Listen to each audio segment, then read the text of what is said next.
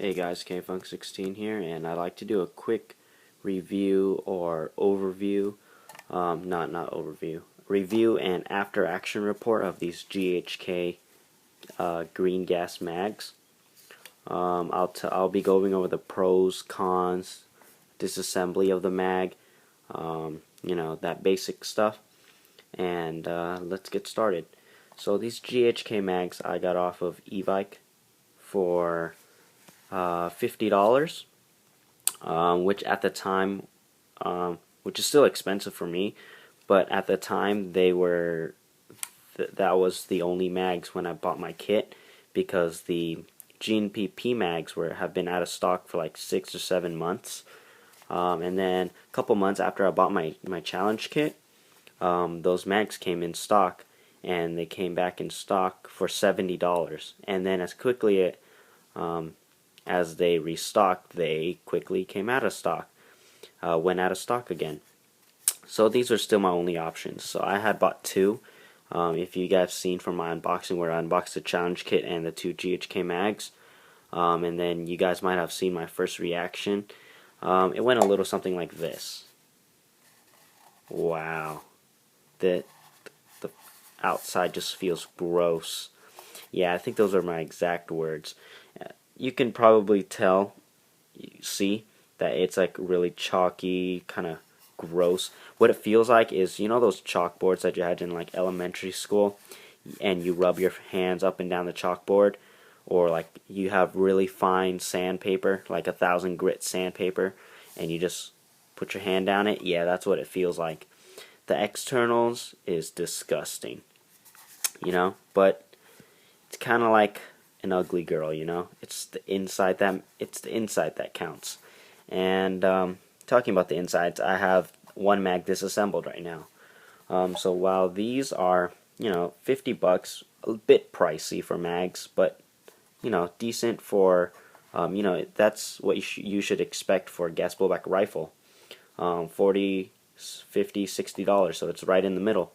For the price, they're pretty good. I honestly would not buy any more of these, since the GBB pmags have been restocked on eBike for $50 or $65 on Airsoft GI. So I'll be getting those soon. But yeah, let's go on with the externals. Oh yeah, we just went over the externals. So yeah, basically all it is just an empty shell. What you can do, if you want, you can buy these and a real steel 30 round PMag, and then PMag mod it so you can fit the internals to fit a PMag. But just a warning, it does take a lot of modifications for it to fit. But once it does, it is so amazing. It's so much better than this. But again, it does take a lot of work and a lot of hours. And you're spending about 20 to 30 bucks. No, about 11. I found some real steel PMags for about $11. So about 15, let's say 15 to 20 bucks average, plus a $50 mag, $70. You might as well just buy the GBB or Magpul PTS PMags. So yeah, if you have the money, definitely go for the GBB PMags. You can also check out John J. Rambo 1, his YouTube channel. He did a review of the ProWinds KWA LM4 PMag and the GBB PMags, and the GBB PMags are the most solid, the most robust, durable, gas efficient mags on the market right now. No leaks, no nothing. These mags I've probably filled them 100 times, each of these. So I can say confidently that these that I can accurately review these. No leaks, and again I've said I've probably filled these mags up 100 times each, and mag dumped them and everything, and no leaks. I have some gas in them now, but I don't want to press and waste it right now. But no leaks after about 100 rounds. Not 100 each individual bullets, but 100 mag fills. Yeah, that's what I meant to say. So now let's move on to the internals. There's the spring guide, and here's the follower. It comes with a plastic BB channel, which is not bad. It comes with an aluminum, you know, the housing for everything. Fill valve is right up there close to the top. These things are like, as what would John J. Rambo 1 would say, these are like babies. They're kind of like KWA. They're like babies. They need to be pampered. They need to be cleaned. They need to be lubed for them to work properly. I take these to the, every time I take these to the field, they always jam up on me because of just like one little piece of dirt or a little bit of dirt gets in here and your whole mag is jammed up, gummed up for the entire day until you take it all apart and clean out the BB channel. So yeah, these need to be pampered. Like I drop these in the dirt sometimes, or just dirt gets in there by accident and they gum up. I've said a lot of cons about these. Oh yeah, and this is steel. It's a steel external casing. But yeah, these so far I've said a lot of cons. Now let's go on for the pro.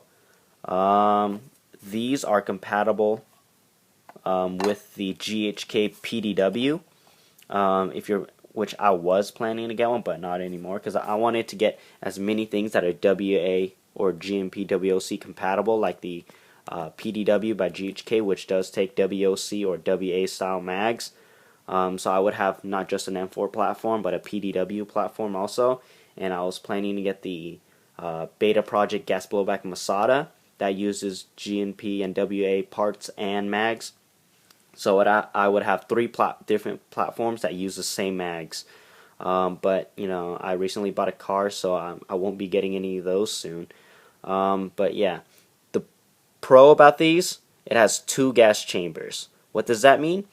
Higher gas efficiency. I was able to get 3 or 4 mag dumps on semi-auto with 1 gas fill on a warm day.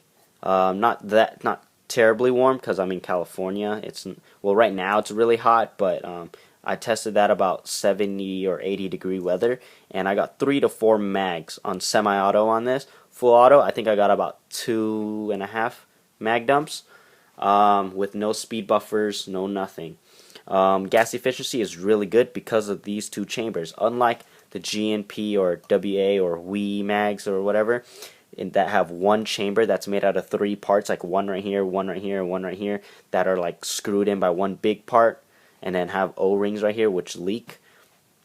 These have 2 chambers, and what that does is when you fill gas, it fills up this chamber and this chamber, and what that does is it lessens the cool down effect.